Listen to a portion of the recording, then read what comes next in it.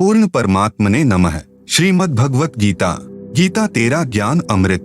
जीव हमारी जाति है, मानव यानी मैनकाइंड धर्म हमारा। हिंदू, मुस्लिम, सिख, ईसाई धर्म नहीं कोई न्यारा। भूमिका। गीता एक पवित्र सत्य ग्रंथ है जो अध्यात्म ज्ञान का कोश है। इसे वर्तमान में हिंदुओं के ग्रंथ के नाम से जाना जाता है। वास्तव में पवित्र गीता विश्व का ग्रंथ है। इसकी उत्पत्ति आज सन 2012 से लगभग 5550 वर्ष पूर्व महाभारत के युद्ध के समय हुई थी। उस समय कोई धर्म नहीं था, एक सनातन पंथ था यानी मानव धर्म था। शब्द खंड नहीं होता। यह उन पुण्यात्माओं के मस्तिष्क रूपी व्हाट्सएप में पहुंच जाता है जिनका नेटवर्क सही होता है। यह महर्षि व्यास जी यानी श्री कृष्ण द्वैपायन के मस्तिष्क रूपी व्हाट्सएप में लोड हो गया था। उसी से श्री वेद व्यास जी ने पवित्र श्रीमद् भगवत गीता को कागज पर लिखा या ताड़ वृक्ष के पत्तों पर खोदा, जो आज अपने पास पवित्र गीता उपलब्ध है। गीता शास्त्र में कुल 18 अध्याय तथा 700 श्लोक हैं। मैंने इस पवित्र पुस्तक से आवश्यकता अनुसार विवरण लेकर ग्रंथ गीता तेरा ज्ञान अमृत की रचना की है। जैसे वन यानी फॉरेस्ट में जड़ी बूटियां होती हैं, वैद्य उस वन से आवश्यक जड़ी निकाल लेता है, उससे जीवनदायिनी औषधि तैयार कर लेता है,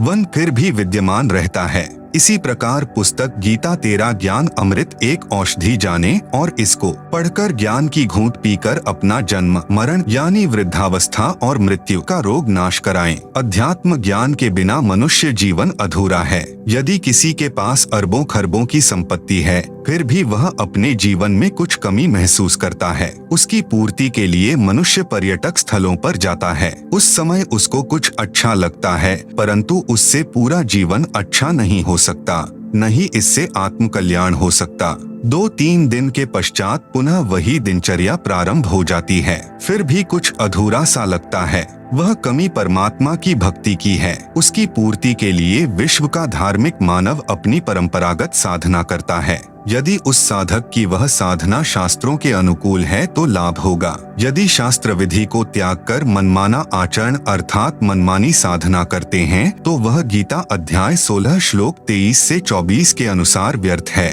न साधक को सुख प्राप्त होता है, न सिद्धि प्राप्त होती है, न परम गति प्राप्त होती है, अर्थात व्यर्थ साधना है। कुछ श्रद्धालु किसी गुरु से दीक्षा लेकर भक्ति करते हैं। यदि गुरु पूर्ण है तो लाभ होगा, नहीं तो वह साधना भी व्यर्थ है। आप जी को इस पुस्तक गीता तेरा ज्ञान अमृत में जानने को मिलेगा कि प्रमाणित शास्त्र कौन से हैं जिनके अनुसार साधना करें। शास्त्र विधि अनुसार साधना कौन सी है, उस साधना को करने की विधि क्या है, किस महात्मा से प्राप्त होगी, पूर्ण गुरु की क्या पहचान है, वह भी इसी पुस्तक में पढ़ेंगे। यह पुस्तक विश्व के मानव को एक करेगी जो धर्मों में बंटकर आपस में लड़ मर रहा है। गीता शास्त्र किसी धर्म विशेष का नहीं है। यह तो मानव कल्याण के लिए उस समय प्रदान किया गया था जब कोई धर्म नहीं था, केवल मानव धर्म था। मेरा नारा है, जीव हमारी जाति है, मानव यानी मैनकाइंड धर्म हमारा। हिंदू, मुस्लिम, सिख, ईसाई धर्म नहीं कोई न्यारा। जैसे बाबा नानक जी का जन्म पवित्र हिंदू धर्म में श्री कालूराम मेहता के घर खत्री यानी अरोड़ा कुल में हुआ था। श्री ब्रजलाल पांडे से श्री नानक देव जी ने गीता का ज्ञान समझा और उनके द्वारा बताई भक्ति कर रहे थे। श्री विष्णु तथा श्री शंकर जी की पूजा करते थे। अन्य सर्व देवों की भी भक्ति करते थे जो हिंदू धर्म में वर्तमान में चल रही है। श्री नानक जी सुल्तानपुर शहर में वहां के नवाब के यहाँ मोदी खाने में नौकरी करते थे। शहर से लगभग आधा 1 किलोमीटर दूर बेई नदी बहती थी। प्रतिदिन श्री नानक देव साहेब जी उस दरिया में स्नान करने जाते थे। परमात्मा अच्छी आत्माओं को जो दृढ़ भक्त होते हैं उनको मिलता है। अधिक प्रमाण आप जी इसी पुस्तक में पढ़ेंगे। उसी विधान अनुसार परमात्मा श्री नानक देव साहेब जी को मिले, उनको तत्व ज्ञान बताया, सत्य साधना जो शास्त्रानुकूल है उसका ज्ञान कराया। श्री नानक देव जी की संतुष्टि के लिए उनको अपने साथ ऊपर अपने शाश्वत स्थान अर्थात सच्चखंड में लेकर गए। सर्व ब्रह्मांडों का भ्रमण कराकर यथार्थ भक्ति विधि बताकर सनातन भक्ति को पुनः स्थापित करने का आदेश दिया। 3 दिन पश्चात श्री नानक जी को वापस जमीन पर छोड़ा। उसके पश्चात श्री नानक जी ने हिंदू धर्म में चल रहा मनमाना आचरण बंद करके गीता यानी सप्त श्लोकी गीता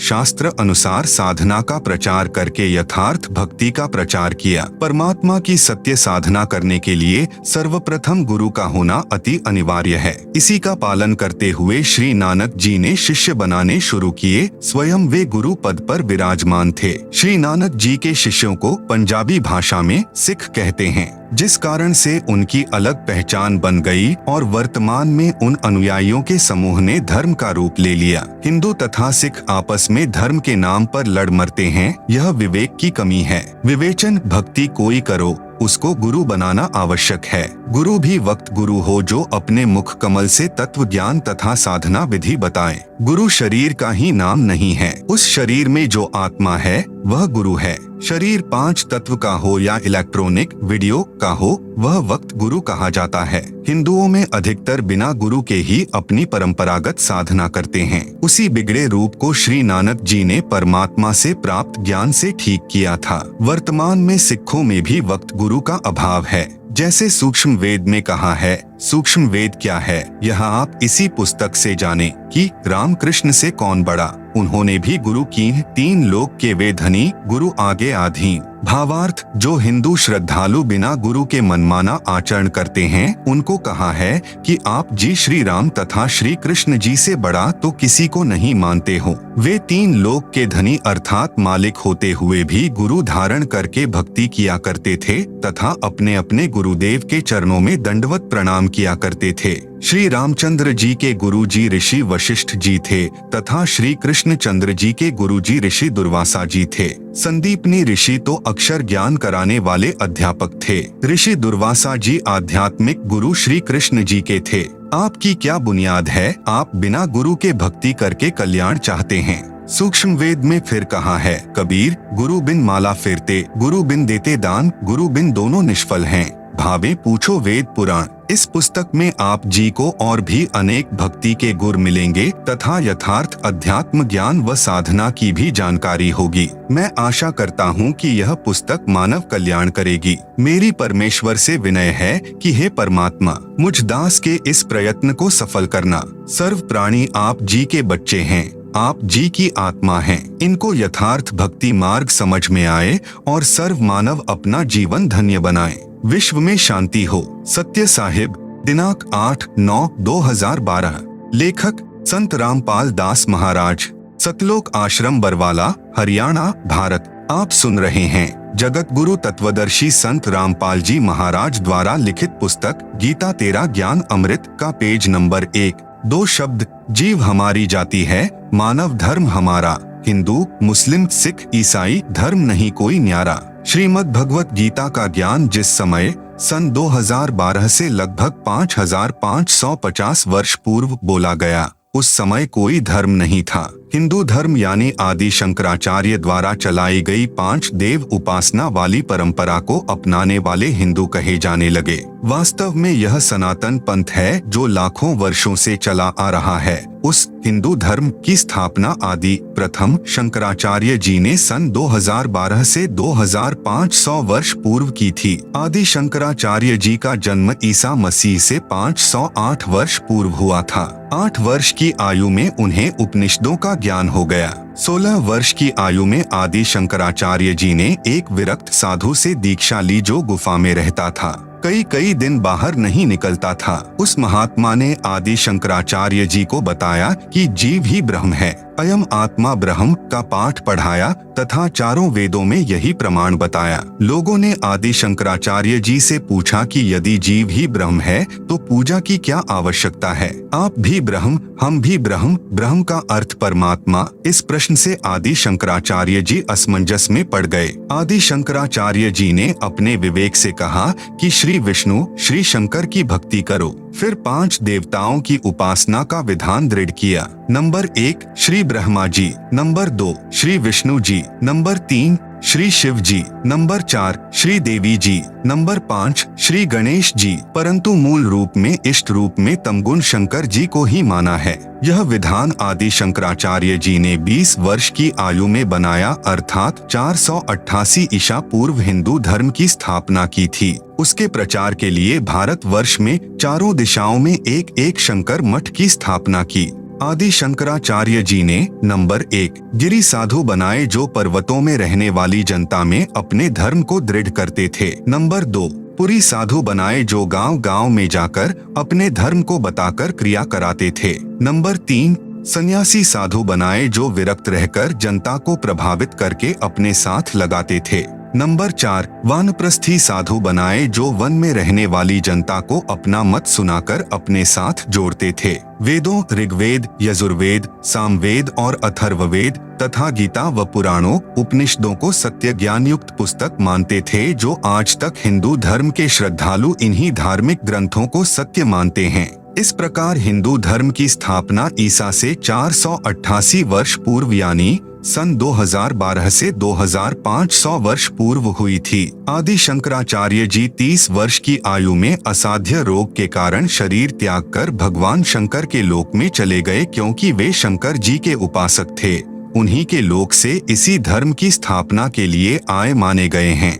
आप सुन रहे हैं जगत गुरु तत्वदर्शी संत रामपाल जी महाराज द्वारा लिखित पुस्तक गीता तेरा ज्ञान अमृत का पेज नंबर 2। उस समय बौद्ध धर्म तेजी से फैल रहा था। उसको उन्होंने भारत में फैलने से रोका था। यदि बौद्ध धर्म फैल जाता तो चीन देश की तरह भारतवासी भी नास्तिक हो जाते। नंबर 2 ईसाई धर्म की स्थापना। श्री ईसा मसीह जी से ईसाई धर्म की स्थापना हुई। ईसा जी की जब 32 वर्ष की आयु थी, उनको क्रश पर कीले गाड़कर विरोधी धर्म गुरुओं ने गवर्नर पर दबाव बनाकर मरवा दिया था। ईसा जी को उसी प्रभु ने इंजिल नामक ग्रंथ देकर उतारा था, जिसने गीता तथा वेदों का ज्ञान दिया था। इंजिल पुस्तक में भिन्न ज्ञान नहीं है, क्योंकि आध्यात्मिक ज्ञान तो पहले गीता वेदों में बताया जा चुका था। वह किसी धर्म विशेष के लिए नहीं है। वह गीता तथा वेदों वाला ज्ञान मानव मात्र के लिए है। ईसा जी के लगभग 600 वर्ष पश्चात हजरत मोहम्मद जी ने इस्लाम धर्म की स्थापना की। मोहम्मद जी को पवित्र कुरान शरीफ ग्रंथ उसी ब्रह्म ने दिया था। इसमें भी भक्ति विधि संपूर्ण नहीं है, सांकेतिक है, क्योंकि भक्ति का ज्ञान वेदों गीता में बता दिया था। इसलिए कुरान शरीफ ग्रंथ में पुनः बताना अनिवार्य नहीं था। जैसे गीता अध्याय 4 श्लोक 34 में, यजुर्वेद अध्याय 40 मंत्र 10 में कहा है कि पूर्ण परमात्मा जिसने सर्व सृष्टि की रचना की है, उसके विषय में किसी तत्वदर्शी संत से पूछो, वे ठीक ठीक ज्ञान तथा भक्ति विधि बताएंगे। जो संत उस पूर्ण परमात्मा का ज्ञान जानता है तो वह सत्य साधना भी जानता है। बाइबल ग्रंथ का ज्ञान भी गीता ज्ञान दाता ने ही दिया है। बाइबल ग्रंथ 3 पुस्तकों का संग्रह है। नंबर 1 जबूर, नंबर 2 तौरत, नंबर 3 इंजिल। बाइबल ग्रंथ के उत्पत्ति ग्रंथ में प्रारंभ में ही लिखा है कि परमेश्वर ने मनुष्यों को अपनी सूरत अर्थात स्वरूप के अनुसार उत्पन्न किया है, नर नारी करके उत्पत्ति की है। 6 दिन में सृष्टि की रचना करके परमेश्वर ने 7वें दिन विश्राम किया। कुरान शरीफ पुस्तक कुरान शरीफ में सूरती फुरकानी नंबर 25 आयत नंबर 52 से 59 में कहा है कि अल्लाह कबीर ने 6 दिन में सृष्टि रची, फिर ऊपर आकाश में तख्त यानी सिंहासन पर जा विराजा। उस परमेश्वर की खबर किसी बाखबर अर्थात तत्वदर्शी संत से पूछो। कुरान के लेख से स्पष्ट है कि कुरान शरीफ का ज्ञान दाता भी उस पूर्ण परमात्मा अर्थात अल्लाह अकबर यानी अल्लाह कबीर के विषय में पूर्ण ज्ञान नहीं रखता। कुरान शरीफ की सूरती 42 की प्रथम आयत में उन्हीं 3 मंत्रों का सांकेतिक ज्ञान है जो गीता अध्याय 17 श्लोक 23 में है। कहा है कि ब्रह्मणः अर्थात सच्चिदानंद घन ब्रह्म की भक्ति के ओम तत् सत 3 नाम के स्मरण करो। कुरान शरीफ में सूरती 42 की प्रथम आयत में इन्हीं को सांकेतिक इस प्रकार लिखा है, ऐन सीन काफ। आप सुन रहे हैं जगत गुरु तत्वदर्शी संत रामपाल जी महाराज द्वारा लिखित पुस्तक गीता तेरा ज्ञान अमृत का पेज नंबर 3। ऐन हिंदी का अ अक्षर है जिसका संकेत ओम की ओर है। ऐन का भावार्थ ओम से है। सीन यानी स अर्थात जो गीता अध्याय 17 श्लोक 23 में दूसरा तत् मंत्र है, उसका वास्तविक जो मंत्र है उसका पहला अक्षर स है। यही ओम प्लस सीन या तत् मिलकर सतनाम 2 मंत्र का बनता है और कुरान शरीफ में जो तीसरा मंत्र काफ यानी क है, जो गीता अध्याय 17 श्लोक 23 में लिखे 3 नामों में अंतिम सत मंत्र है। जैसे गुरुमुखी में क को कका, ख को खखा तथा ग को गगा, उ को उड़ा, ई को इड़ा कहते तथा लिखते हैं, इसी प्रकार कुरान में अ सह क को लिखा है। सत मंत्र सांकेतिक है, परंतु वास्तविक जो नाम है उसका पहला अक्षर क है। वह करीम मंत्र है जिसे सारनाम भी कहते हैं। जिन भक्तों को मेरे संत रामपाल दास से तीनों मंत्रों का उपदेश प्राप्त है, वे उन दोनों सांकेतिक मंत्रों के वास्तविक नामों को जानते हैं। सर्व ग्रंथों में कुछ समानता। बाइबल ग्रंथ में उत्पत्ति ग्रंथ में यह भी कहा है कि जब आदम जी तथा उनकी धर्मपत्नी हव्वा ने वाटिका के बीच वाले वृक्षों के फल खा लिए तो उनको भले बुरे का ज्ञान हो गया। शाम के समय प्रभु वाटिका में सैर करने आए तो पता चला कि आदम तथा हव्वा ने भले बुरे का ज्ञान कराने वाले वृक्ष के फल खा लिए, तो उस प्रभु ने कहा कि भले बुरे का ज्ञान होने से आदम तथा उसकी पत्नी हम में से एक के समान हो गए हैं। कहीं ऐसा न हो जाए कि ये उन वृक्षों का फल खा लें जो अमर करते हैं और अमर हो जाएं। इसलिए आदम जी तथा उनकी पत्नी को स्वर्ग की वाटिका से निकालकर पृथ्वी पर छोड़ दिया। लेख समाप्त। विवेचन इससे सिद्ध हुआ कि प्रभु एक से अधिक हैं, क्योंकि प्रभु ने ऊपर कहा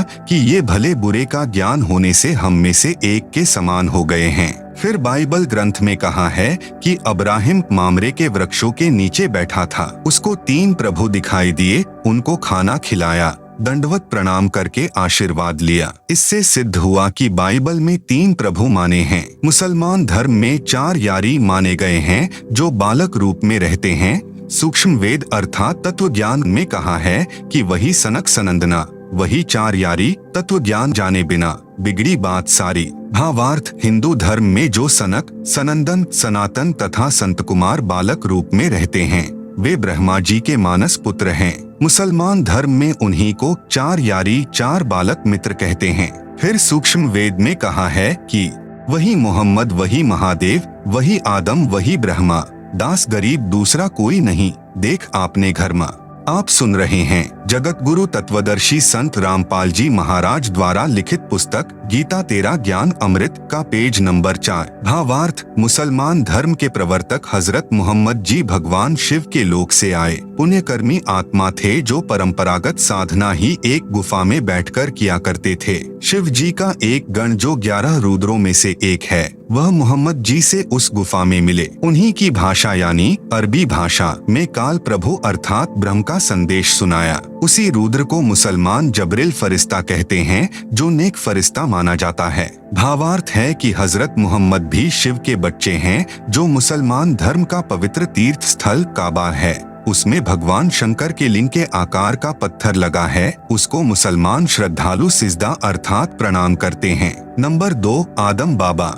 पुराणों में तथा जैन धर्म के ग्रंथों में प्रसंग आता है जो इस प्रकार है। ऋषभदेव जी राजा नाभिराज के पुत्र थे। नाभिराज जी अयोध्या के राजा थे। ऋषभदेव जी के 100 पुत्र तथा 1 पुत्री थी। एक दिन परमेश्वर एक संत रूप में ऋषभ देव जी को मिले, उनको भक्ति करने की प्रेरणा की, ज्ञान सुनाया कि मानव जीवन में यदि शास्त्र विधि अनुसार साधना नहीं की तो मानव जीवन व्यर्थ जाता है। वर्तमान में जो कुछ भी जिस मानव को प्राप्त है वह पूर्व जन्म जन्मांतरों में किए पुण्यों तथा पापों का फल है।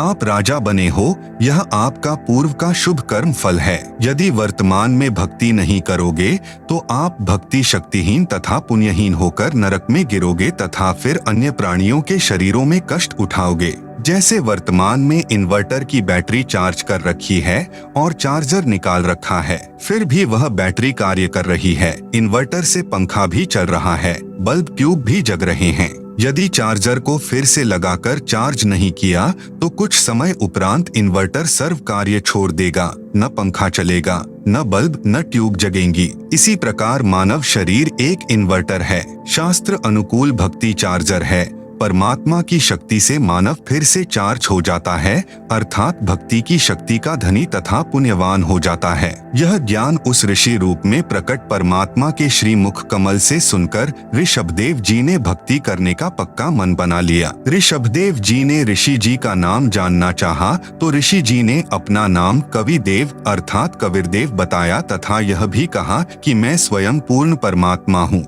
मेरा नाम चारों वेदों में कबीरदेव लिखा है। मैं ही परम अक्षर ब्रह्म हूँ। आप सुन रहे हैं जगत गुरु तत्वदर्शी संत रामपाल जी महाराज द्वारा लिखित पुस्तक गीता तेरा ज्ञान अमृत का पेज नंबर 5 सूक्ष्म वेद में लिखा है, ऋषभ देव के आया कभी नामे करता 9 योगेश्वर को समझाया जनक विदेह उद्धार। भावार्थ, ऋषभदेव जी को कभी नाम से परमात्मा मिले, उनको भक्ति की प्रेरणा की। उसी परमात्मा ने 9 योगेश्वरों तथा राजा जनक को समझाकर उनके उद्धार के लिए भक्ति करने की प्रेरणा की। ऋषभदेव जी को यह बात रास नहीं आई कि यह कबीरदेव ऋषि ही प्रभु है, परंतु भक्ति का दृढ़ मन बना लिया। एक तपस्वी ऋषि से दीक्षा लेकर ओम नाम का जाप तथा हठ योग किया। ऋषभदेव जी का बड़ा पुत्र भरत था। भरत का पुत्र मारीची था। ऋषभदेव जी ने पहले 1 वर्ष तक निराहार रहकर तप किया, फिर 1000 वर्ष तक घोर तप किया। तपस्या समाप्त करके अपने पौत्र अर्थात भरत के पुत्र मारीची को प्रथम धर्मदेशना यानी दीक्षा दी। यह मारीची वाली आत्मा 24वें तीर्थंकर महावीर जैन जी हुए थे। ऋषभदेव जी ने जैन धर्म नहीं चलाया, यह तो श्री महावीर जैन जी से चला है। वैसे श्री महावीर जी ने भी किसी धर्म की स्थापना नहीं की थी, केवल अपने अनुभव को अपने अनुयायियों को बताया था। वह एक भक्ति करने वालों का भक्त समुदाय है। ऋषभदेव जी ओम नाम का जाप ओमकार बोलकर करते थे। उसी को वर्तमान में अपभ्रंश करके अड़ोंकार मंत्र जैनी कहते हैं। इसी का जाप करते हैं। इसको ओंकार तथा ओम भी कहते हैं।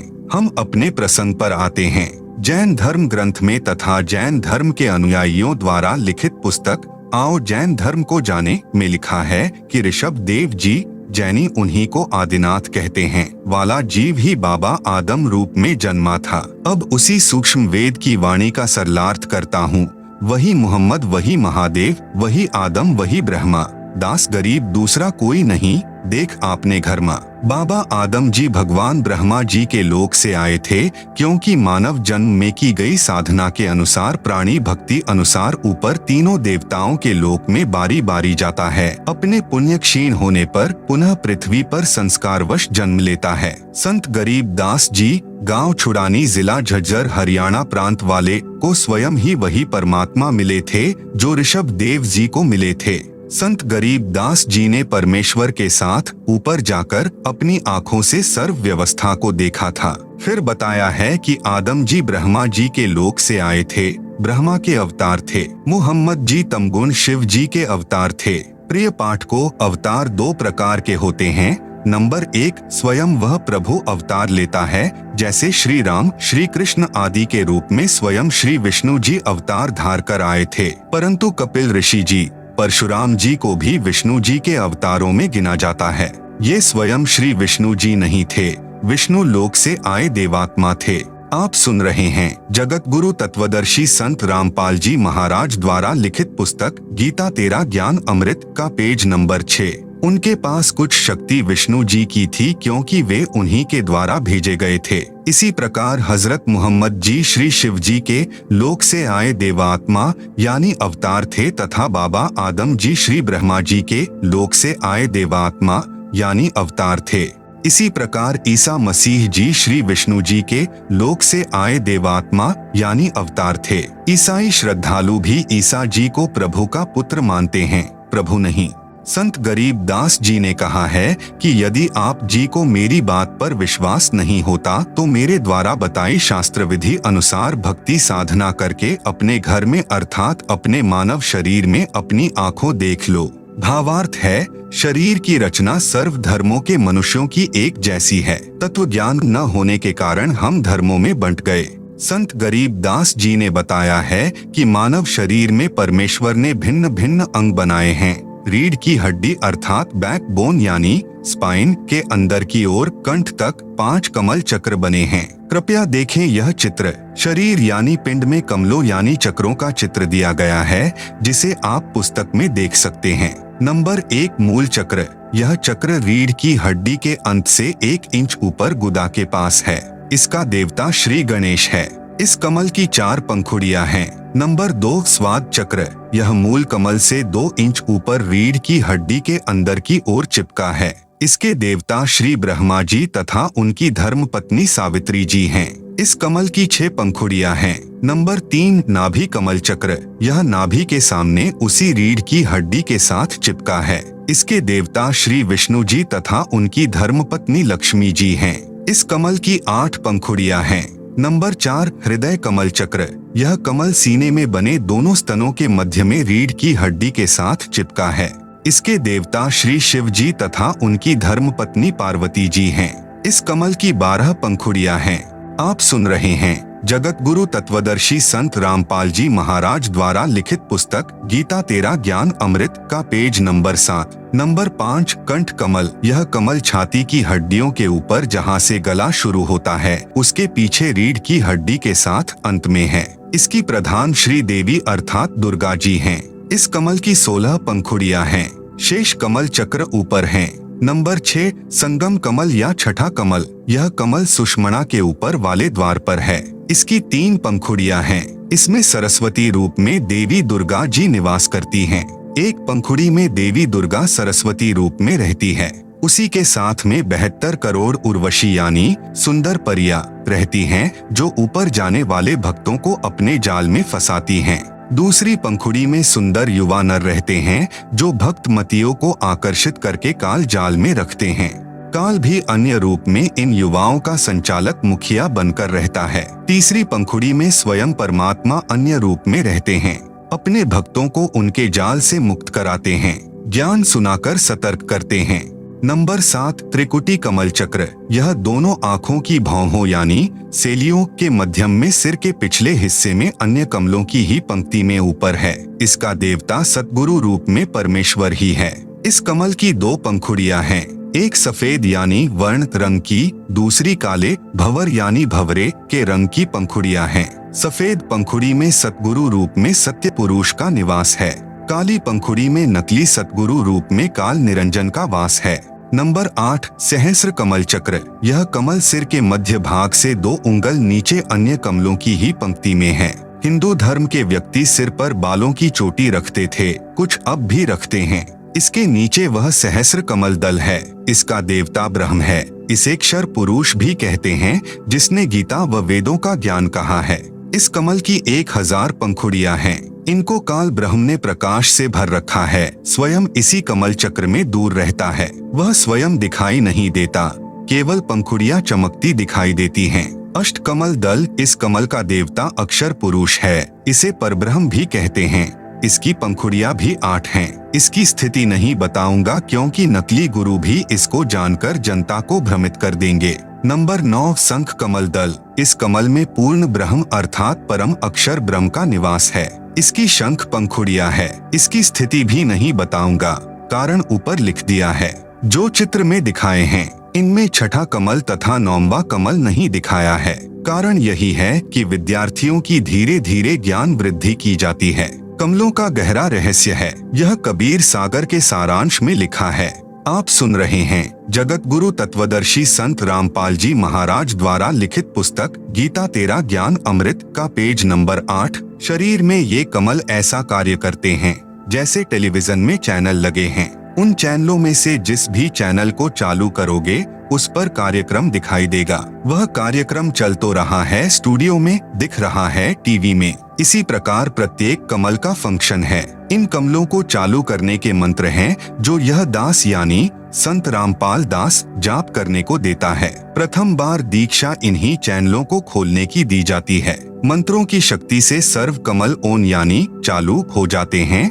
फिर साधक अपने शरीर में लगे चैनल में उस देव के धाम को देख सकता है, वहाँ के सर्व दृश्य देख सकता है। इसलिए संत गरीब दास जी ने कहा है कि आप अपने शरीर के चैनल ऑन यानी चालू करके स्वयं देख लो कि आदम जी आपको ब्रह्मा के लोक से आए दिखाई देंगे, क्योंकि वहाँ पर सर्व रिकॉर्ड उपलब्ध है। जैसे वर्तमान में यूट्यूब है, इसी प्रकार प्रत्येक देव के लोक में आप जो पूर्व में हुई घटना देखना चाहें आप देख सकते हैं। इसी प्रकार हजरत मोहम्मद जी आपको शिव जी के लोक से आए दिखाई देंगे। इसी प्रकार ईसा जी भी श्री विष्णु जी के लोक से आए दिखाई देंगे। मक्का महादेव का मंदिर है। भाई बाले वाली जन्म साखी में प्रमाण है। साखी मदीने की चली हिंदी वाली के पृष्ठ 262 पर श्री नानक जी ने 4 इमामों के प्रश्न का जवाब देते हुए कहा है, आंखें नानक शाह सच्च सुन हो 4 इमाम, मक्का है महादेव का, ब्राह्मण सन सुल्तान। अब आप जी को अपने उद्देश्य की ओर ले चलता हूँ। आप जी को स्पष्ट करना चाहता हूँ कि जो यथार्थ आध्यात्मिक ज्ञान सूक्ष्म वेद, गीता तथा चारों वेदों में है, वह न तो पुराणों में है, न कुरान शरीफ में, न बाइबल में, न 6 शास्त्रों तथा न 11 उपनिषदों में। उदाहरण जैसे 10वीं कक्षा तक का पाठ्यक्रम गलत नहीं है, परंतु उसमें BA तथा MA वाला ज्ञान नहीं है। वह पाठ्यक्रम गलत नहीं है, परंतु पर्याप्त नहीं है। समझने के लिए इतना ही पर्याप्त है। अन्य उदाहरण गीता अध्याय 2 श्लोक 46 में कहा है कि अर्जुन बड़े जलाशय यानी झील की प्राप्ति के पश्चात छोटे जलाशय यानी तालाब, जोहड़ में जितनी आस्था रह जाती है, उसी प्रकार पूर्ण परमात्मा का संपूर्ण ज्ञान होने के पश्चात अन्य ज्ञान तथा भगवानों में वैसी ही आस्था रह जाती है। जिस समय गीता ज्ञान कहा गया था उस समय सर्व मानव जलाशयों के आसपास बसते थे। वर्षा होती थी, तालाब भर जाते थे। पूरे वर्ष उसी जलाशय से मानव स्वयं पानी पीते थे, पशुओं को उसी से पिलाते थे। आप सुन रहे हैं जगत गुरु तत्वदर्शी संत रामपाल जी महाराज द्वारा लिखित पुस्तक गीता तेरा ज्ञान अमृत का पेज नंबर 9। उसके 2 भाग कर लिए जाते थे। यदि एक वर्ष वर्षा न होती तो छोटे जलाशयों पर आश्रित व्यक्तियों को संकट हो जाता था, त्राही त्राही मच जाती थी। झील बहुत बड़ा गहरा जलाशय होता है जिसका पानी 10 वर्ष वर्षा न हो तो भी समाप्त नहीं होता। यदि किसी व्यक्ति को झील वाला जलाशय मिल जाए तो वह तुरंत छोटे जलाशय को छोड़कर उस झील के किनारे बसेरा कर लेता था। इसी प्रकार आप जी को इस पवित्र पुस्तक गीता तेरा ज्ञान अमृत में वह झील वाला जलाशय प्राप्त है। अतिशीघ्र इसके किनारे आकर बसेरा करें और अपना मानव जीवन सुखी करें। कृपा पिएं इस ज्ञान अमृत को और अमर हो जाएं। हिंदू कहते हैं कि मुसलमान सर्व विपरीत साधना करते हैं। हम उदय होते सूर्य को प्रणाम करते हैं, मुसलमान अस्त होते सूर्य को सलाम करते हैं। विवेचन दोनों का आशय सही है, परंतु विवेक की कमी है। हिंदू उदय होते सूर्य को धन्यवाद करते हैं कि हे प्रकाश के देवता, आपका धन्यवाद करते हैं, आपने काली रात के पश्चात उजाला दिया जिससे हम अपना निर्वाह कार्य कर सकेंगे। आप ऐसे ही हम पर कृपा बनाए रखना। मुसलमान जानते हैं कि सुबह तो सूर्य देव का धन्यवाद हमारे बड़े भाइयों हिंदुओं ने हम सबकी मंगल कामना करते हुए कर दिया। सूर्य अस्त होते समय हम सूर्य का धन्यवाद कर देते हैं कि हे प्रकाश करने वाले सूर्य, आपने हम सर्व जीवों को प्रकाश प्रदान करके हम पर बड़ा उपकार किया। हम आपका धन्यवाद करते हैं। आप कल फिर इसी प्रकार कृपा करना।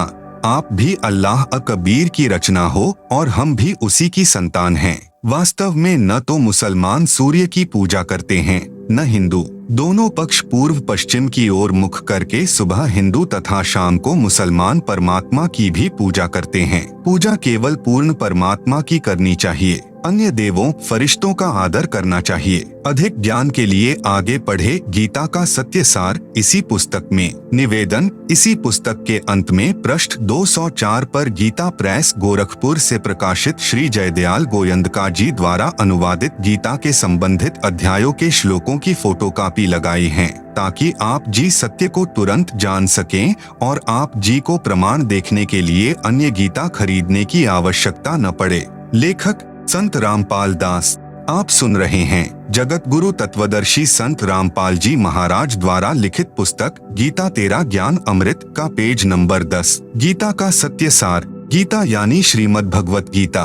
प्रश्न नंबर 1, गीता का ज्ञान कब तथा किसने किसको सुनाया, किसने लिखा, कृपया विस्तार से बताएं। उत्तर, श्रीमद् भगवत गीता का ज्ञान श्री कृष्ण जी के शरीर में प्रवेश करके काल भगवान ने, जिसे वेदों व गीता में ब्रह्म नाम से भी जाना जाता है, अर्जुन को सुनाया।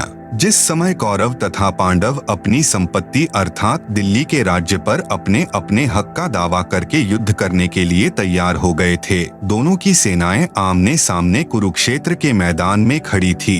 अर्जुन ने देखा कि सामने वाली सेना में भीष्म पितामह, गुरु द्रोणाचार्य, रिश्तेदार, कौरवों के बच्चे, दामाद, बहनोई, ससुर आदि आदि लड़ने मरने के लिए खड़े हैं। कौरव और पांडव आपस में चचेरे भाई थे। अर्जुन में साधु भाव जागृत हो गया तथा विचार किया कि जिस राज्य को प्राप्त करने के लिए हमें अपने चचेरे भाइयों, भतीजों, दामादों, बहनोइयों, भीष्म पितामह जी तथा गुरुजनों को मारेंगे, यह भी नहीं पता कि हम कितने दिन संसार में रहेंगे। इसलिए इस प्रकार से प्राप्त राज्य के सुख से अच्छा तो हम भिक्षा मांगकर अपना निर्वाह कर लेंगे, परंतु युद्ध नहीं करेंगे। यह विचार करके अर्जुन ने धनुष बाण हाथ से छोड़ दिया तथा रथ के पिछले भाग में बैठ गया। अर्जुन की ऐसी दशा देखकर श्री कृष्ण बोले, देख ले सामने किस योद्धा से आपने लड़ना है। अर्जुन ने उत्तर दिया कि हे कृष्ण, मैं किसी कीमत पर भी युद्ध नहीं करूंगा। अपने उद्देश्य तथा जो विचार मन में उठ रहे थे उनसे भी अवगत कराया। उसी समय श्री कृष्ण जी में काल भगवान प्रवेश कर गया, जैसे प्रेत किसी अन्य व्यक्ति के शरीर में प्रवेश करके बोलता है। ऐसे काल ने श्री कृष्ण के शरीर में प्रवेश करके श्रीमद्भगवत गीता का ज्ञान युद्ध करने की प्रेरणा करने के लिए तथा कलयुग में वेदों को जानने वाले व्यक्ति नहीं रहेंगे, इसलिए चारों वेदों का संक्षिप्त वर्णन व सारांश गीता ज्ञान रूप में 18 अध्यायों में 700 श्लोकों में सुनाया। श्री कृष्ण को तो पता नहीं था कि मैंने क्या बोला था गीता ज्ञान में। ब्रह्मा कुमारी पंथ वाले इसी काल ब्रह्म को निराकार शिव बाबा कहते हैं। उनका भी कहना है कि गीता का ज्ञान शिव बाबा ने किसी वृद्ध के शरीर में प्रवेश करके बोला था। यह शिव बाबा ब्रह्मा कुमारी वालों का पूज्य प्रभु है। कुछ वर्षों के बाद वेद व्यास ऋषि ने इस अमृत ज्ञान को संस्कृत भाषा में देवनागरी लिपि में लिखा। बाद में अनुवादकों ने अपनी बुद्धि के अनुसार इस पवित्र ग्रंथ का हिंदी तथा अन्य भाषाओं में अनुवाद किया, जो वर्तमान में गीता प्रेस गोरखपुर यूपी से प्रकाशित किया जा रहा है। उसकी फोटोकॉपियां इसी पुस्तक के पृष्ठ 204 से 357 तक लगी हैं। आप सुन रहे हैं जगत गुरु तत्वदर्शी संत रामपाल जी महाराज द्वारा लिखित पुस्तक गीता तेरा ज्ञान अमृत का पेज नंबर 11। प्रश्न आज यानी सन 2012 तक तो यह सुनने में आया है कि गीता जी का ज्ञान श्री कृष्ण ने बोला। आपने बताया कि श्री कृष्ण के शरीर में प्रवेश करके काल ने गीता ज्ञान कहा और श्री कृष्ण को तो पता ही नहीं था कि उन्होंने क्या ज्ञान कहा था। यह असत्य प्रतीत होता है, कोई प्रमाण बताएं। उत्तर, आपको ढेर सारे प्रमाण देते हैं जिनसे स्वसिद्ध हो जाता है कि गीता शास्त्र का ज्ञान काल ने कहा। सर्वप्रथम गीता से ही प्रमाणित करता हूँ। प्रमाण नंबर 1, गीता अध्याय 10 में जब गीता ज्ञान दाता ने अपना विराट रूप दिखा दिया तो उसको देखकर अर्जुन कांपने लगा, भयभीत हो गया। यहाँ पर यह बताना भी अनिवार्य है कि अर्जुन का साला श्री कृष्ण था, क्योंकि श्री कृष्ण की बहन सुभद्रा का विवाह अर्जुन से हुआ था। गीता ज्ञान दाता ने जिस समय अपना भयंकर विराट रूप दिखाया जो 1000 भुजाओं वाला था, तब अर्जुन ने पूछा कि हे देव, आप कौन हैं? गीता अध्याय 11 श्लोक 31। हे सहस्रा बाहु यानी 1000 भुजा वाले, आप अपने चतुर्भुज रूप में दर्शन दीजिए, क्योंकि अर्जुन उन्हें विष्णु अवतार कृष्ण तो मानता ही था, परंतु उस समय श्री कृष्ण के शरीर से बाहर निकलकर काल ने अपना अपार विराट रूप दिखाया था। मैं भयभीत हूँ, आपके इस रूप को सहन नहीं कर पा रहा हूँ। गीता अध्याय 11 श्लोक 46। विचारे पाठक जन, क्या हम अपने साले से पूछेंगे कि हे महानुभाव, बताइए आप कौन हैं? नहीं। एक समय एक व्यक्ति में प्रेत बोलने लगा। साथ बैठे व्यक्ति ने पूछा, आप कौन बोल रहे हो? उत्तर मिला कि तेरा मामा बोल रहा हूँ, मैं दुर्घटना में मरा था। क्या हम अपने भाई को नहीं जानते? ठीक इसी प्रकार श्री कृष्ण में काल बोल रहा था। प्रमाण नंबर 2, गीता अध्याय 11 श्लोक 21 में अर्जुन ने कहा कि आप तो देवताओं के समूह को ग्रास यानी खा रहे हैं, जो आपकी स्तुति हाथ जोड़कर भयभीत होकर कर रहे हैं। महर्षियों तथा सिद्धों के समुदाय आपसे अपने जीवन की रक्षार्थ मंगल कामना कर रहे हैं। गीता अध्याय 11 श्लोक 32 में गीता ज्ञान दाता ने बताया कि हे अर्जुन, मैं बढ़ा हुआ काल हूँ, अब प्रवृत्त हुआ हूँ, अर्थात श्री कृष्ण के शरीर में अब प्रवेश हुआ हूँ। सर्व व्यक्तियों का नाश करूँगा। विपक्ष की सर्व सेना तू युद्ध नहीं करेगा तो भी नष्ट हो जाएगी। इससे सिद्ध हुआ कि गीता का ज्ञान श्री कृष्ण जी के शरीर में प्रविष्ट होकर काल ने कहा है। श्री कृष्ण जी ने पहले कभी नहीं कहा कि मैं काल हूँ। श्री कृष्ण जी को देखकर कोई भयभीत नहीं होता था। गोप गोपियाँ, ग्वाल बाल, पशु पक्षी सब दर्शन करके आनंदित होते थे। तो क्या श्री कृष्ण जी काल थे? नहीं। आप सुन रहे हैं जगत गुरु तत्वदर्शी संत रामपाल जी महाराज द्वारा लिखित पुस्तक गीता तेरा ज्ञान अमृत का पेज नंबर 12। इसलिए गीता ज्ञान दाता काल है, जिसने श्री कृष्ण जी के शरीर में प्रवेश करके गीता शास्त्र का ज्ञान दिया। प्रमाण नंबर 3, गीता अध्याय 11 श्लोक 47 में गीता ज्ञानदाता ने कहा कि हे अर्जुन, मैंने प्रसन्न होकर अपनी शक्ति से तेरी दिव्य दृष्टि खोलकर यह विराट रूप दिखाया है। यह विराट रूप तेरे अतिरिक्त पहले किसी ने नहीं देखा है। विचारणीय विषय। प्रिय पाठ को महाभारत ग्रंथ में प्रकरण आता है कि जिस समय श्री कृष्ण जी कौरवों की सभा में उपस्थित थे और उनसे कह रहे थे कि आप दोनों यानी कौरव और पांडव आपस में बातचीत करके अपनी संपत्ति राज्य का बंटवारा कर लो, युद्ध करना शोभा नहीं देता। पांडवों ने कहा कि हमें 5 गांव दे दो, हम उन्हीं से निर्वाह कर लेंगे।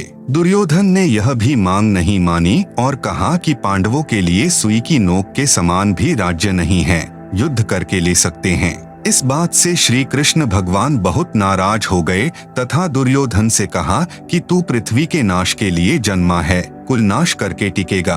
भले मानव, कहा आधा राज्य, कहा 5 गांव, कुछ तो शर्म कर ले। इतनी बात श्री कृष्ण जी के मुख से सुनकर दुर्योधन राजा आग बबूला हो गया और सभा में उपस्थित अपने भाइयों तथा मंत्रियों से बोला कि इस कृष्ण यादव को गिरफ्तार कर लो। उसी समय श्री कृष्ण जी ने विराट रूप दिखाया। सभा में उपस्थित सर्व सभासद उस विराट रूप को देखकर भयभीत होकर कुर्सियों के नीचे छिप गए, कुछ आंखों पर हाथ रखकर जमीन पर गिर गए। श्री कृष्ण जी सभा छोड़कर चले गए तथा अपना विराट रूप समाप्त कर दिया। अब उस बात पर विचार करते हैं जो गीता अध्याय 11 श्लोक 47 में गीता ज्ञान दाता ने कहा था कि यह मेरा विराट रूप तेरे अतिरिक्त अर्जुन पहले किसी ने नहीं देखा था। यदि श्री कृष्ण गीता ज्ञान बोल रहे होते तो यह कभी नहीं कहते कि मेरा विराट रूप तेरे अतिरिक्त पहले किसी ने नहीं देखा था, क्योंकि श्री कृष्ण जी के विराट रूप को कौरव तथा अन्य सभासद पहले देख चुके थे।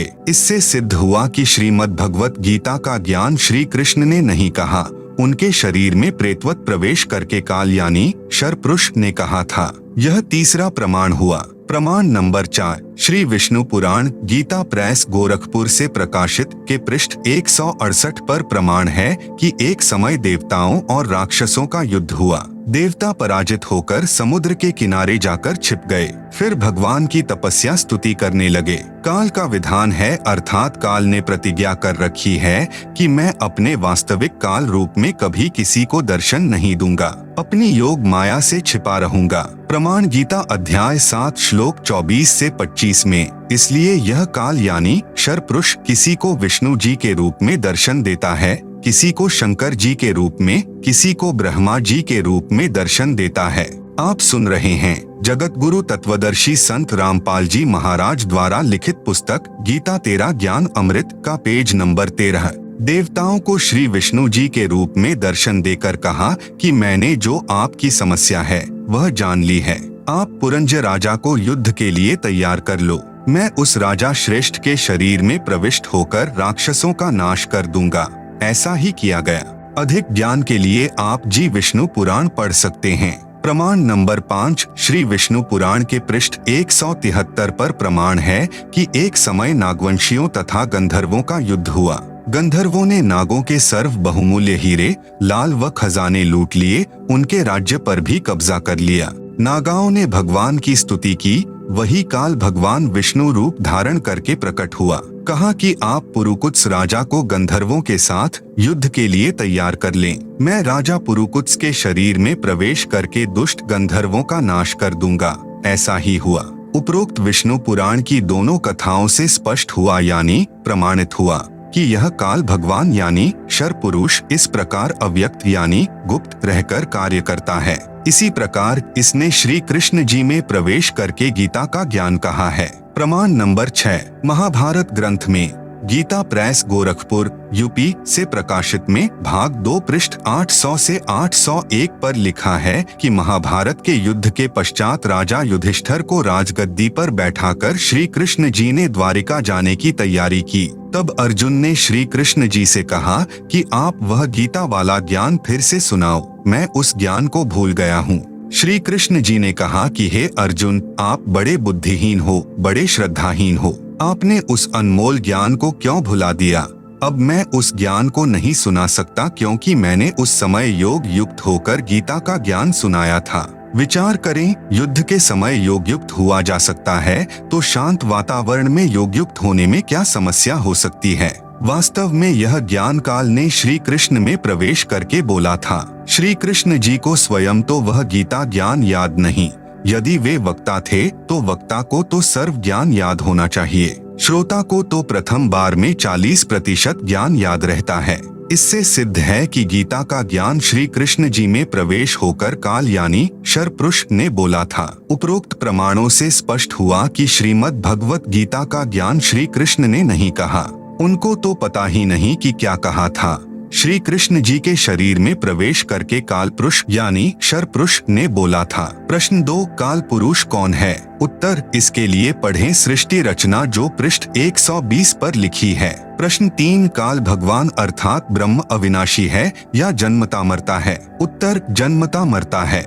आप सुन रहे हैं जगत गुरु तत्वदर्शी संत रामपाल जी महाराज द्वारा लिखित पुस्तक गीता तेरा ज्ञान अमृत का पेज नंबर 14। प्रश्न नंबर 4 कहाँ प्रमाण है? उत्तर श्रीमद् भगवत गीता अध्याय 2 श्लोक 12, गीता अध्याय 4 श्लोक 5, गीता अध्याय 10 श्लोक 2 में गीता ज्ञान दाता स्वयं स्वीकार करता है कि मेरी भी जन्म व मृत्यु होती है, मैं अविनाशी नहीं हूँ। कहा है कि हे अर्जुन, तेरे और मेरे बहुत जन्म हो चुके हैं, तू नहीं जानता, मैं जानता हूँ। तू, मैं और ये राजा लोग व सैनिक पहले भी थे, आगे भी होंगे, यह न जान कि हम केवल वर्तमान में ही हैं। मेरी उत्पत्ति को न तो देवता लोग जानते और न ही ऋषिजन, क्योंकि यह सब मेरे से उत्पन्न हुए हैं।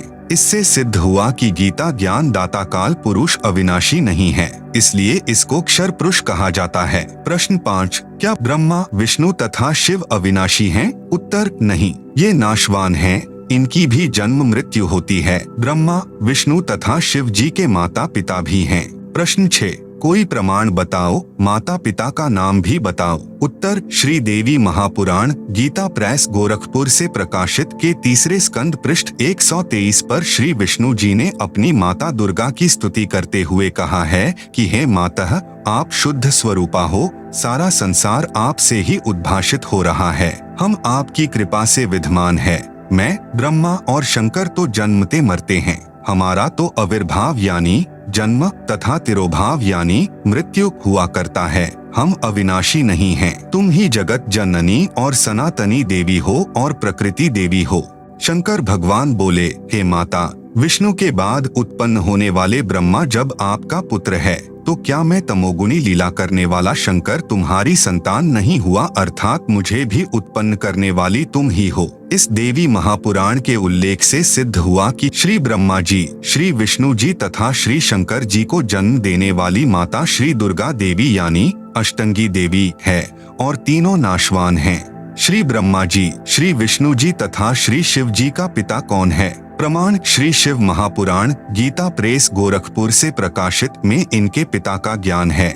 श्री शिव महापुराण के रुद्र संहिता खंड में पृष्ठ 100 से 110 तक निम्न प्रकरण है। अपने पुत्र नारद जी के प्रश्न का उत्तर देते हुए श्री ब्रह्मा जी ने कहा कि हे पुत्र, आपने सृष्टि के उत्पत्तिकर्ता के विषय में जो प्रश्न किया है उसका उत्तर सुन। प्रारंभ में केवल एक सद्ब्रह्म ही शेष था, सब स्थानों पर प्रलय था। उस निराकार परमात्मा ने अपना स्वरूप शिव जैसा बनाया, उसको सदाशिव कहा जाता है। उसने अपने शरीर से एक स्त्री निकाली, वह स्त्री दुर्गा, जगदम्बिका, प्रकृति देवी तथा त्रिदेव ब्रह्मा विष्णु तथा शिव की जननी कहलाई, जिसकी 8 भुजाएं हैं। इसी को शिवा भी कहा है।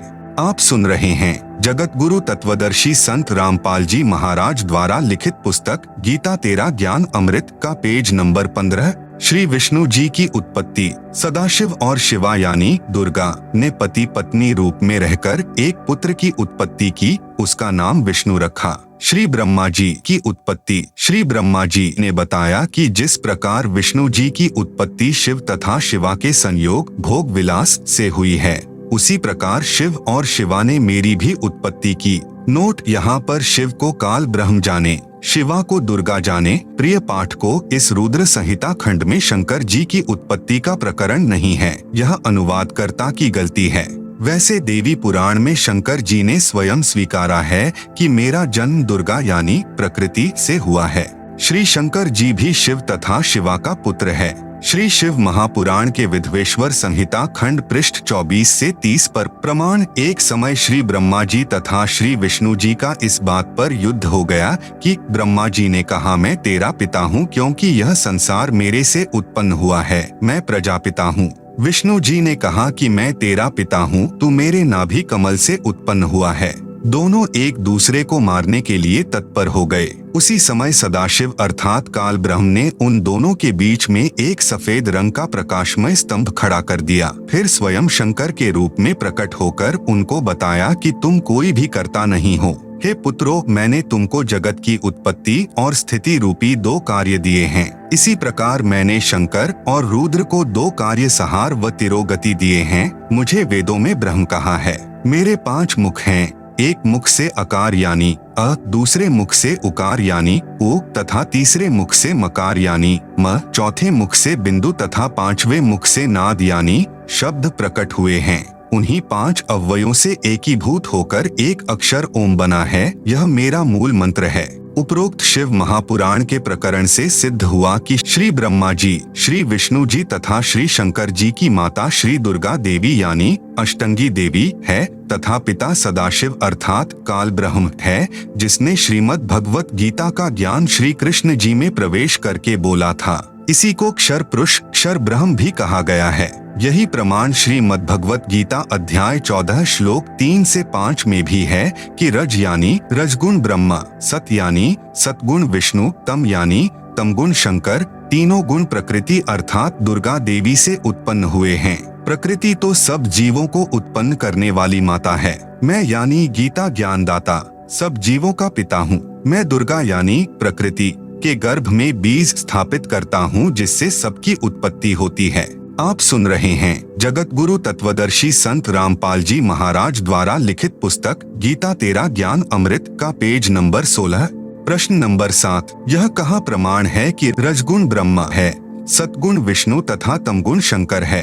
उत्तर नंबर 1, श्री मार्कंडेय पुराण सचित्र मोटा टाइप गीता प्रेस गोरखपुर से प्रकाशित के 123 पृष्ठ पर कहा है कि रजगुण ब्रह्मा जी, सतगुण विष्णु तथा तमगुण शंकर तीनों ब्रह्म की प्रधान शक्तियां हैं। ये ही 3 देवता हैं, ये ही 3 गुण हैं। नंबर 2, श्री देवी महापुराण संस्कृत व हिंदी अनुवाद श्री वेंकटेश्वर प्रेस बम्बई से प्रकाशित में 3 स्कंद अध्याय 5 श्लोक 8 में लिखा है कि शंकर भगवान बोले, हे मातः, यदि आप हम पर दयालु हैं तो मुझे तमोगुण ब्रह्मा रजोगुण तथा विष्णु सतोगुण युक्त क्यों किया? उपरोक्त प्रमाणों से सिद्ध हुआ कि रजगुण ब्रह्मा जी, सतगुण विष्णु जी तथा तमगुण शंकर जी हैं। प्रश्न नंबर 8, परमात्मा को अजन्मा अजर अमर कहते हैं। उपरोक्त प्रकरण तथा प्रमाणों से सिद्ध हुआ कि श्री ब्रह्मा, श्री विष्णु तथा श्री शंकर तीनों नाशवान हैं। फिर अविनाशी परमात्मा कौन है? क्या ब्रह्मा, विष्णु तथा शंकर और काल ब्रह्म परमात्मा नहीं हैं? प्रमाण सहित बताएं। उत्तर पहले स्पष्ट करते हैं कि श्री ब्रह्मा, श्री विष्णु, श्री शंकर तथा ब्रह्म परमात्मा है या नहीं। यह तो आपने अपने प्रश्न में ही सिद्ध कर दिया कि परमात्मा तो अजन्मा अर्थात जिसका कभी जन्म न हुआ हो वह होता है। पूर्वोक्त विवरण तथा प्रमाणों से सिद्ध हो चुका है कि ब्रह्मा, विष्णु और शंकर के माता पिता हैं। ब्रह्म भी नाशवान है, इसका भी जन्म हुआ है। इससे स्वसिद्ध हुआ कि ये परमात्मा नहीं है। अब प्रश्न रहा, फिर अविनाशी कौन है? इसके उत्तर में श्रीमद्भगवत गीता से ही प्रमाणित करते हैं कि अविनाशी परमात्मा गीता ज्ञान देने वाले ब्रह्म से अन्य है। श्रीमद् भगवत गीता अध्याय 2 श्लोक 12, गीता अध्याय 4 श्लोक 5, गीता अध्याय 10 श्लोक 2 में गीता ज्ञान दाता ने अपनी स्थिति स्पष्ट कर दी कि मेरी उत्पत्ति हुई है, मैं जन्मता मरता हूँ। अर्जुन, मेरे और तेरे बहुत जन्म हो चुके हैं, मैं भी नाशवान हूँ। गीता अध्याय 2 श्लोक 17 में भी कहा है कि अविनाशी तो उसको जान जिसको मारने में कोई भी सक्षम नहीं है और जिस परमात्मा ने सर्व की रचना की है। अविनाशी परमात्मा का यह प्रथम प्रमाण हुआ। प्रमाण नंबर 2, श्रीमद् भगवत गीता अध्याय 15 श्लोक 16 से 17 में 3 पुरुष यानी प्रभु कहे हैं। गीता अध्याय 15 श्लोक 16 में कहा है कि इस लोक में 2 पुरुष प्रसिद्ध हैं, क्षर पुरुष तथा अक्षर पुरुष। ये दोनों प्रभु तथा इनके अंतर्गत सर्व प्राणी नाशवान हैं। आत्मा तो सबकी अमर है। आप सुन रहे हैं जगत गुरु तत्वदर्शी संत रामपाल जी महाराज द्वारा लिखित पुस्तक गीता तेरा ज्ञान अमृत का पेज नंबर 17। गीता अध्याय 15 श्लोक 17 में कहा है कि उत्तम पुरुष अर्थात पुरुषोत्तम तो कोई अन्य ही है, जिसे परमात्मा कहा गया है, जो तीनों लोकों में प्रवेश करके सबका धारण पोषण करता है, वह वास्तव में अविनाशी है। गीता अध्याय 7 श्लोक 29 में कहा है कि जो साधक केवल जरा यानी वृद्धावस्था, मरण यानी मृत्यु, दुख से छूटने के लिए प्रयत्न करते हैं, वे तत् ब्रह्म को जानते हैं, सब कर्मों तथा संपूर्ण अध्यात्म से परिचित हैं। गीता अध्याय 8 श्लोक 1 में अर्जुन ने पूछा कि तत् ब्रह्म क्या है। गीता ज्ञान दाता ने अध्याय 8 श्लोक 3 में उत्तर दिया कि वह परम अक्षर ब्रह्म है, अर्थात परम अक्षर पुरुष है। पुरुष कहो चाहे ब्रह्म। गीता अध्याय 15 श्लोक 17 में जो उत्तम पुरुष है तो अन्य परमात्मा इति उदाहृतः कहा है, वह परम अक्षर ब्रह्म है, इसी को पुरुषोत्तम कहा है। शंका समाधान। गीता अध्याय 15 श्लोक 18 में गीता ज्ञान दाता ने कहा है कि मैं उन सर्व प्राणियों से उत्तम अर्थात शक्तिमान हूँ जो मेरे 21 ब्रह्मांडों में रहते हैं, इसलिए लोकवेद अर्थात दंत कथा के आधार से मैं पुरुषोत्तम प्रसिद्ध हूँ। वास्तव में पुरुषोत्तम तो गीता अध्याय 15 श्लोक 17 में स्पष्ट कर दिया। उत्तम पुरुष अर्थात पुरुषोत्तम तो क्षर पुरुष यानी गीता ज्ञानदाता तथा अक्षर पुरुष जो 7 शंख ब्रह्मांडों का स्वामी है से अन्य ही है, वही परमात्मा कहा जाता है। वह सर्व का धारण पोषण करता है, वास्तव में अविनाशी है। वह परम अक्षर ब्रह्म है जो असंख्य ब्रह्मांडों का मालिक है, जो सर्व सृजनहार है, कुल का मालिक है, अर्थात परमात्मा है। प्रश्न नंबर 9, अक्षर का अर्थ अविनाशी होता है। आपने गीता अध्याय 15 श्लोक 16 में भी अक्षर पुरुष को भी नाशवान बताया है, कृपया स्पष्ट करें। उत्तर, यह सत्य है कि अक्षर का अर्थ अविनाशी होता है, परंतु प्रकरणवश अर्थ अन्य भी होता है। गीता अध्याय 15 श्लोक 16 में कहा है कि क्षर और अक्षर ये 2 पुरुष यानी प्रभु इस लोक में हैं। ये दोनों तथा इनके अंतर्गत जितने जीव हैं वे नाशवान हैं, आत्मा किसी की भी नहीं मरती। फिर गीता अध्याय 15 श्लोक 17 में स्पष्ट किया है कि पुरुषोत्तम तो उपरोक्त दोनों प्रभुओं से अन्य है, वही अविनाशी है, वही सबका धारण पोषण करने वाला वास्तव में अविनाशी है। गीता अध्याय 8 श्लोक 3 में तत् ब्रह्म को परम अक्षर ब्रह्म कहा है। अक्षर का अर्थ अविनाशी है, परंतु यहाँ परम अक्षर ब्रह्म कहा है। इससे भी सिद्ध हुआ कि अक्षर से आगे परम अक्षर ब्रह्म है, वह वास्तव में अविनाशी है।